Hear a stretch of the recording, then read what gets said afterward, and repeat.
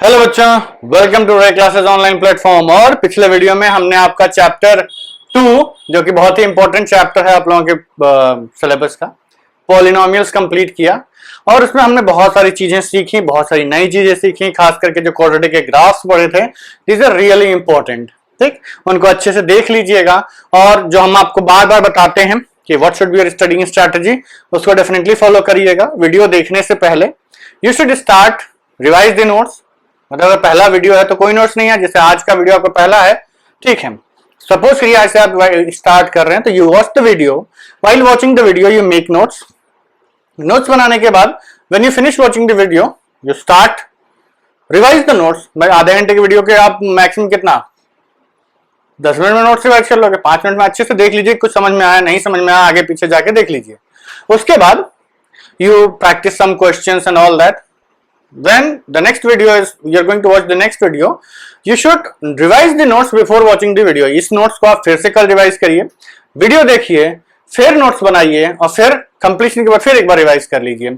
और cumulative notes मतलब इस चैप्टर के जितने भी नोट्स आपके बनते जाते हैं वो हर वीडियो के पहले और बाद में एक बार रिवाइज करते रहिए। 10 से 15 मिनट लगता है और इससे कहते चीजें आपके दिमाग में परमानेंटली बैठ जाती है। Means if you do a task repetitively तो वो चीज आपकी आदत में शामिल हो जाती है। जैसे आप साइकिल चलाते हैं तो आप बार बार ये नहीं सोचते कि अब मुझे लेफ्ट पैर दबाना है तो लेफ्ट पैर उठाना है, राइट पैर दबाना है तो राइट पैर उठाना है या हैंडल मोड़ना है। वो आप बैठ जाते हैं साइकिल पे और साइकिल अपने आप चलाते जाते हैं। ठीक, उसी तरीके से होता है, अगर किसी चीज को आप बार बार करते हैं तो वो चीज आपकी हैबिट में बैठ जाती है। ठीक, तो चीजें आपके दिमाग में इम्प्रिंट कर जाएंगी। तो आज से हम आपका नया चैप्टर स्टार्ट करने वाले हैं, लीनियर इक्वेशंस इन 2 वेरिएबल्स। कितने वेरिएबल्स? 2 वेरिएबल्स।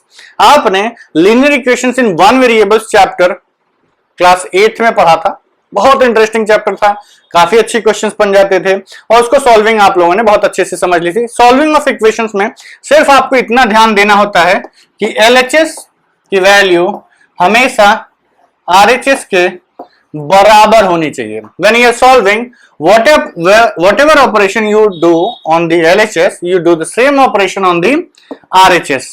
ठीक, प्रैक्टिस करते करते आप ट्रांसपोजिंग वगैरह करने लगे हैं, क्रॉस मल्टीप्लिकेशन वगैरह, all of them is there in solving the questions. So if you are going to attempt to solve linear equations in 2 variables, solving equations में कोई डाउट तो नहीं होना चाहिए। अब वैसे भी आई थिंक कि 8th में जो चीज पढ़ाई गई थी, प्रैक्टिस कराते कराते 9th भी पास कर लिया, 10th में आ गए हो तो डेफिनेटली आप उसमें एक्सपर्ट हो चुके होंगे। So I am not going to make you revise all those concepts जिसमें कि आप लीनियर इक्वेशन सॉल्व कैसे करते हैं, फॉर्म कैसे करते हैं।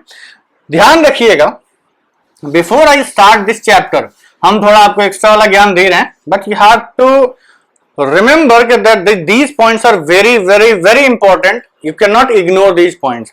जब भी आप इक्वेशंस फॉर्मिंग वाले क्वेश्चंस करते हैं, जब भी आप इक्वेशंस फॉर्मिंग वाले क्वेश्चंस करते हैं तो उस क्वेश्चन को करने के 3-4 पार्ट्स होते हैं। पहला पार्ट होता है, या 5 पार्ट बोलिए, पहला पार्ट होता है आप क्वेश्चन को पढ़ते हैं और रीड क्वेश्चन। ठीक, उसके बाद आप क्या करते हैं, वेरिएबल्स डिसाइड करते हैं। अभी तक आपने एक ही वेरिएबल सॉल्व किया था तो अभी तक वेरिएबल सॉल्व डिसाइड करते थे, अब आप वेरिएबल्स डिसाइड करेंगे कि हमारे कौन कौन से वेरिएबल होंगे। उसके बाद you form the equation, form the equation, और उसके बाद तो सिंपल है, इक्वेशन बन गई तो इसको आप सॉल्व कर लेते हैं और उसके बाद यू गेट द आंसर। तो ये 5 स्टेप्स होते हैं किसी भी लीनियर इक्वेशंस वाली। जो देखिए इक्वेशंस बनी बनाई जब दी जाती है तो आप स्टार्ट सीधे इसी फेज कैसे करते हैं, लेकिन जब वर्ड प्रॉब्लम्स दी होती हैं तो you start from here, you read the question, you decide your variables and then you form a relation between those variables. ठीक, जैसे आपको दिया गया कि एक नंबर है उसको हम इतना जोड़ देते हैं तो उसके डिजिट्स रिवर्स हो जाती हैं, सो फाइंड द नंबर। तो यू डिसाइड द वेरिएबल कि भाई वेरिएबल आप क्या लेंगे, तो डिजिट्स को लेंगे, कितना ऐड किया गया, उसके बाद नंबर्स डिजिट्स क्या बन जाएंगे, तो पहले 10x + y था तो अब 10y + x हो जाएगा, and so on and so fourth. और आप इक्वेशन बनाने के बाद सॉल्व कर ले जाते हैं। इसमें से ये स्टेप तो भाई हमेशा हर क्वेश्चन के लिए इंपॉर्टेंट होता है, द मोस्ट इंपॉर्टेंट, कि अगर आपने क्वेश्चन ही गलत पढ़ा तो आंसर तो कभी आने वाला नहीं, भूल जाओ। कितना भी टैलेंट दिखा लो, सारा टैलेंट 0 नंबर ही लेके आएगा, कितने भी आप टैलेंटेड, इट डजंट मैटर। तो ये वाला स्टेप तो हमेशा, मतलब ये कहते हैं इसको ब्रह्मा है, ये कभी भी गलत नहीं होता है। ये हमेशा इंपॉर्टेंट सबसे टॉप पे बैठा रहता है।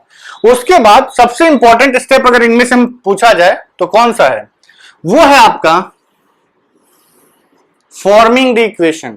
इक्वेशन सही बनानी है, इक्वेशन गलत बनाओगे सब बेकार और कुछ नंबर नहीं मिलेंगे। जब आपने क्वेश्चन सही पढ़ा, वेरिएबल भले ही मान लीजिए आप थोड़ा ऊपर नीचे डिसाइड कर लीजिए, कोई दिक्कत नहीं है, आंसर कैलकुलेशन थोड़ा बढ़ सकता है घट सकता है, इट डजंट मैटर। लेकिन अगर आपने इक्वेशन गलत बना ली, आपने सही सॉल्व किया, वेरिएबल भी सही चूज किया, आंसर कभी जिंदगी में सही नहीं आएगा, ठीक, और नंबर भी नहीं मिलेंगे।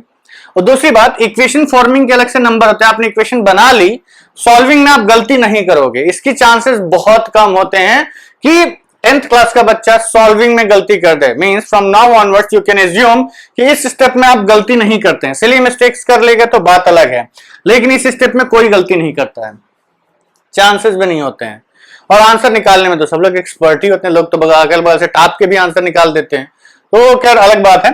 तो सबसे इंपॉर्टेंट क्या होता है, फॉर्मिंग द इक्वेशन। तो इक्वेशन फॉर्मिंग पे आप लोग डेफिनेटली ध्यान दीजिएगा कि अगर आपने इक्वेशन गलत बनाई तो आपका आंसर कभी जिंदगी में सही नहीं आएगा। It is my written guarantee, ठीक। चलिए आगे बढ़ते हैं and let's start with equations in two variables. तो देखिए, इक्वेशंस इन टू वेरिएबल्स के लिए हम पहले आपका थोड़ा मेमोरी जॉग करेंगे। आप लोगों को हमने पॉलिनोमियल्स में भी तीन चीजें होती हैं बेसिकली देखा जाए तो। एक चीज होती है एक्सप्रेशन, एक चीज होती है इक्वेशन, और एक चीज होती है आइडेंटिटी, ठीक। एक्सप्रेशन हम कहते हैं कि P of x is equal to x square minus 2x plus 3, something like this. और in other words we say y is equal to x square minus 2x plus 3। Expression का मतलब होता है यू चूज x, आप x variable अपने मन से choose करते हैं and you calculate y for that x, ठीक है। उस x के करस्पॉन्डिंग आप y की वैल्यू कैलकुलेट करते हैं। Means there are infinite solutions, इसके इनफाइनाइट सॉल्यूशंस होते हैं। एक्सप्रेशन में आप कोई भी x चूज करिए, उसके करस्पॉन्डिंग आपको एक y मिलता जाएगा। 0 पुट करोगे यहां 1 मिले 3 मिलेगा, 2 पुट करोगे कुछ मिलेगा, 1 पुट करोगे कुछ मिलेगा, देयर इनफाइनाइट सॉल्यूशंस। लेकिन जब आप इसी एक्सप्रेशन को किसी कांस्टेंट मोस्टली 0 से इक्वेट कर देते हैं, मतलब जब आप P of x is equal to 0 और y इक्वल टू 0 और x square minus 2x plus 3 equal to 0 put कर देते हैं, तो आप ये नहीं कह सकते कि हम x अपने मन से चूज कर लेंगे। हम अपने मन से x नहीं चूज कर सकते, x हम लोगों को अब इस क्वेश्चन में से निकालना पड़ेगा, ठीक।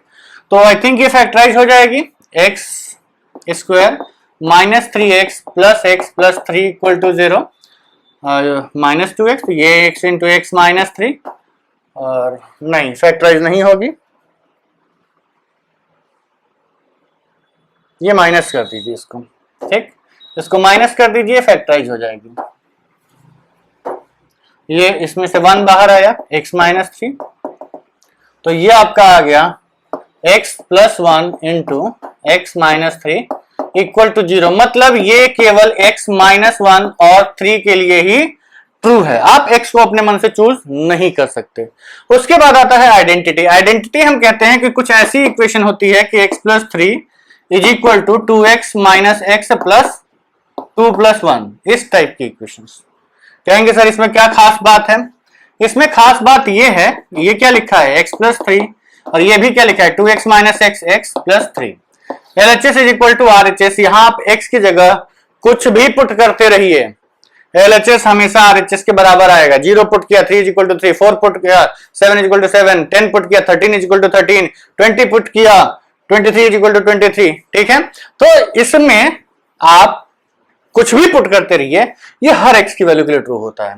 तो ये हम कहते हैं कि इक्वेशन के special cases which are true for all values of x, ये आपके आइडेंटिटी बोले जाते हैं।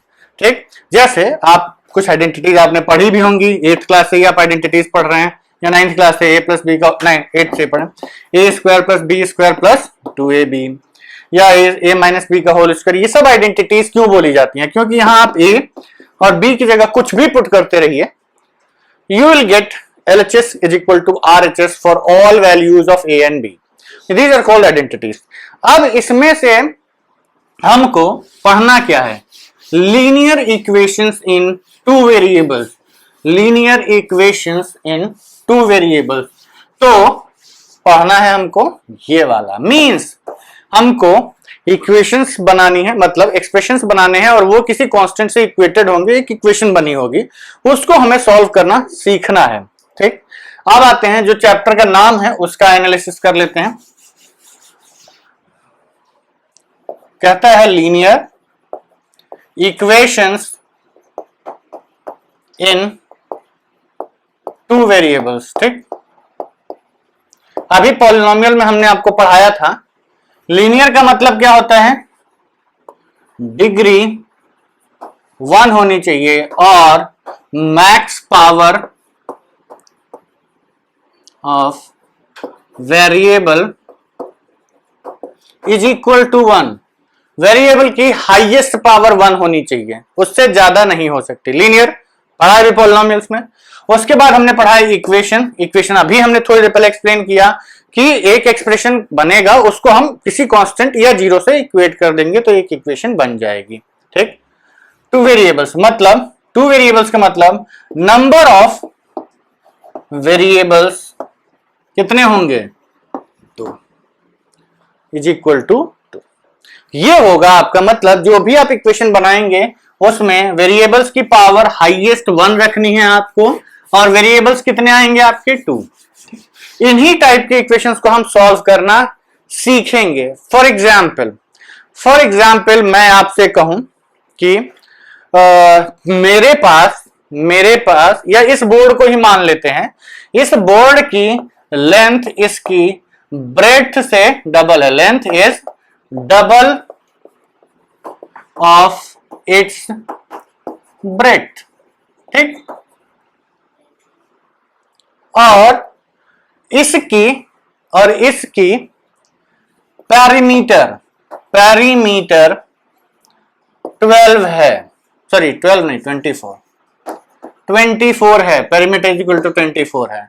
तो आपको दो कंडीशंस दी गई, आपको इक्वेशंस बनाना है और सॉल्व करना है। इसी टाइप के क्वेश्चंस को हम सॉल्व करते हैं in linear equations in two variables. ठीक है, अगर आप लोग ऑलरेडी सॉल्व करना जानते हैं तो you can skip this video, लेकिन वैसे ज्यादा ज्ञानी बनना कभी कभी नुकसान भी कर जाता है। हो सकता है हम पढ़ाते हुए कुछ आपको ऐसा बताएं जो आपको ना पता हो। So please watch the video, have patience, आधे घंटे की बात है, बहुत ज्यादा। ठीक, चलिए इस क्वेश्चन को करते हैं कि अब समझिएगा हमको क्या बोला गया। हमको यह बोला गया कि लेंथ ब्रेड्थ का डबल है। ठीक, वेरी गुड। उसका पेरीमीटर 24 है।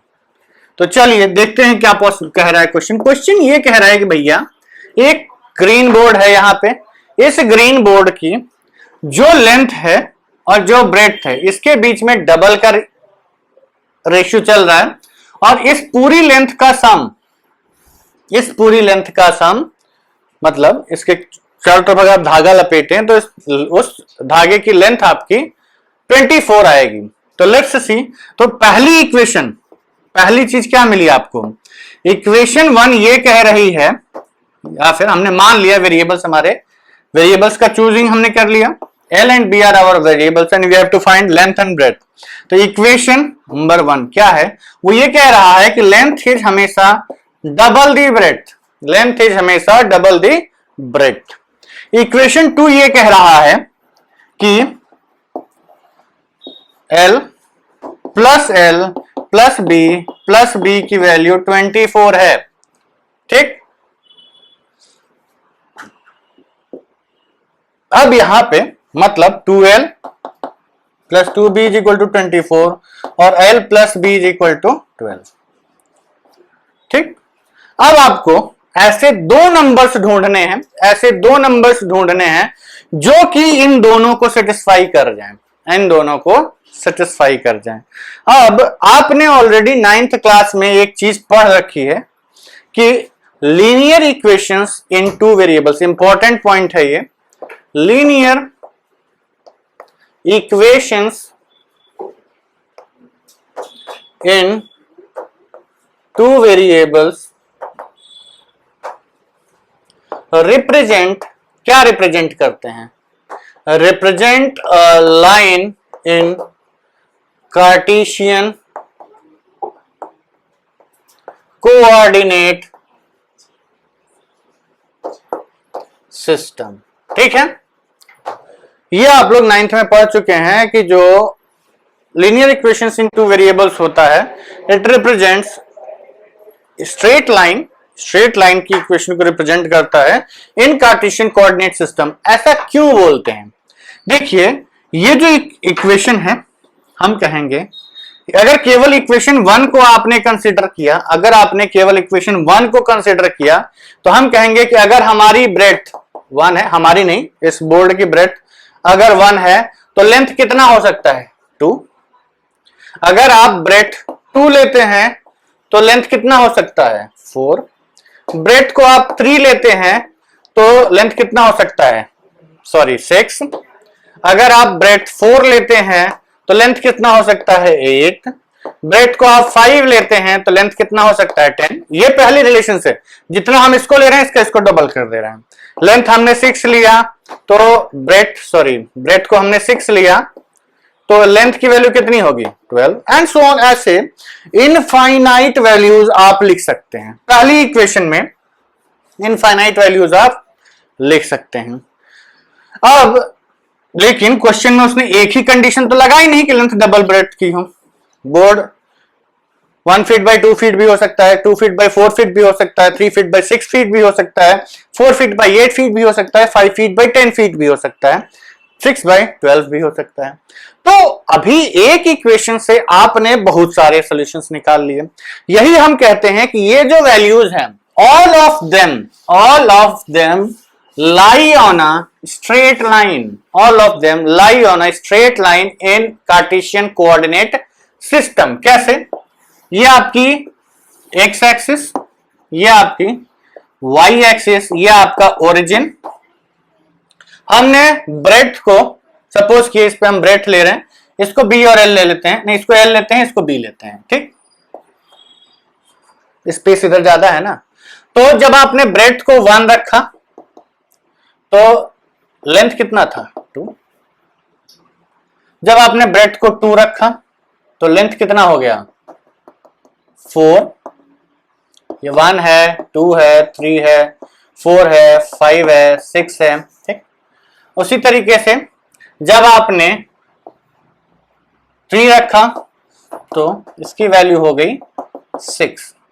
ध्यान से देखिए, ऐसे ही कुछ बन जाता है figure. It is straight line, it is a straight line, और इस पे लाई करने वाला आप कोई भी पॉइंट उठा लो, इस पे लाई करने वाला आप कोई भी पॉइंट उठा लो, वो L is equal to 2B को सेटिस्फाई कर जाएगा, डेफिनेटली कर जाएगा।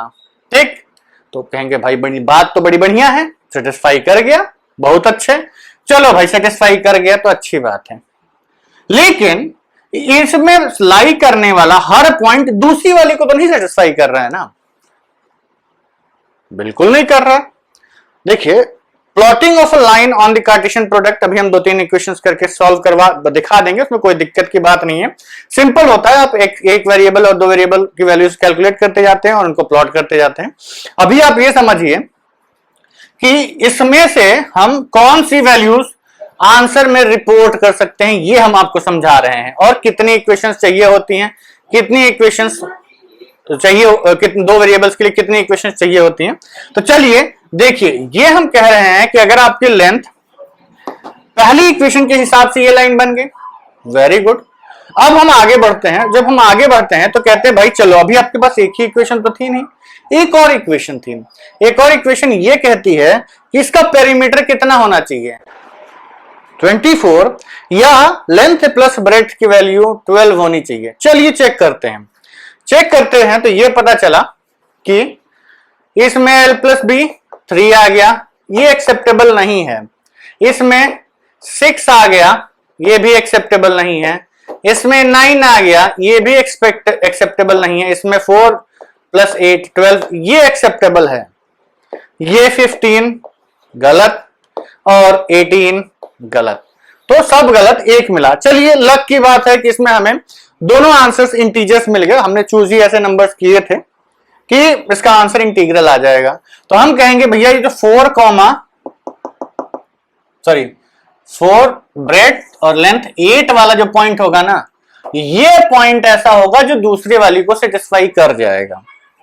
वेरी गुड, बहुत अच्छे। इसको कोई दो राय नहीं है कि ये जो 4,8 है हमारी दूसरी इक्वेशन को भी सेटिस्फाई कर जाएगा। लेकिन आखिर उसको हम ग्राफ पे ढूंढें कैसे, ग्राफ पे ढूंढें कैसे? तो उसकी हम एनालिसिस बाद में करेंगे कि दूसरे पॉइंट को ढूंढा कैसे जाए। अभी हम ये समझते हैं कि दूसरी इक्वेशन को भी अगर हम इसी ग्राफ पे प्लॉट कर देते हैं। दूसरी इक्वेशन कौन सी है? l plus b is equal to 12। तो इसमें भी आपको बहुत सारी वैल्यूज मिलेंगी जो इसको सेटिस्फाई करती हो। ये आपका l है, ये b है। हमने कहा b को 0 लिया, l की वैल्यू 12, l प्लस बी 12 होना चाहिए ना। b को 1 लिया तो l की वैल्यू 11, b को 2 लिया, l की वैल्यू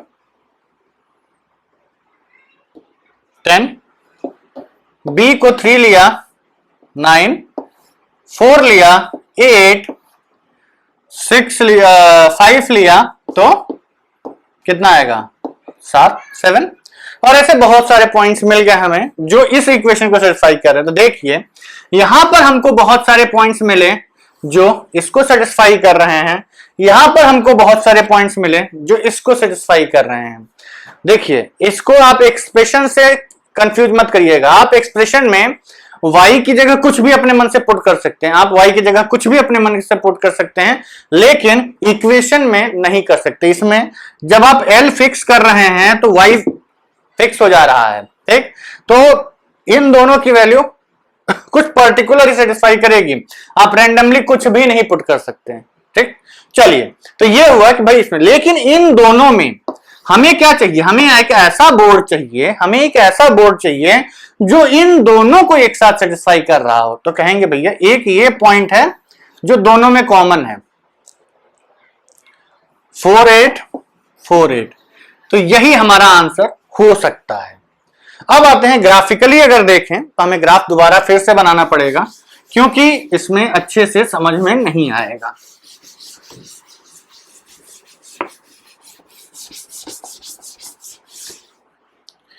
तो एक आपको इक्वेशन दी हुई है l is equal to 2b और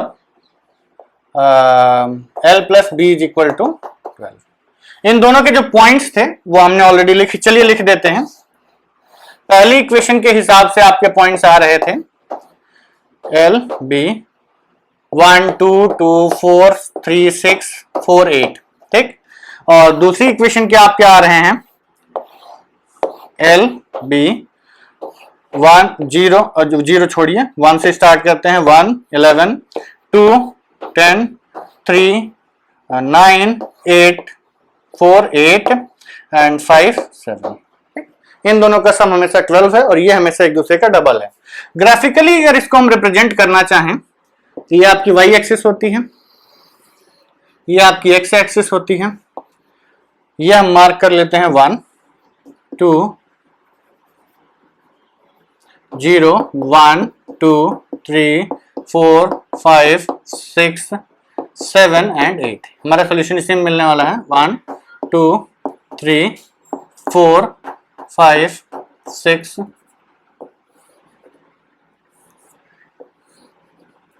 7 एंड 8, ठीक। डिस्टेंसेस की वजह, ये स्पेसिंग हमारी बराबर नहीं होगी तो लाइन भले ही स्ट्रेट ना दिखाई दे, लेकिन आप ग्राफ पेपर में बनाएंगे तो एकदम स्ट्रेट लाइन बनती है।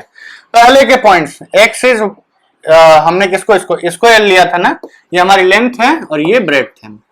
तो आपने ब्रेड्थ को 2 लिया, लेंथ की वैल्यू 1, पहला पॉइंट।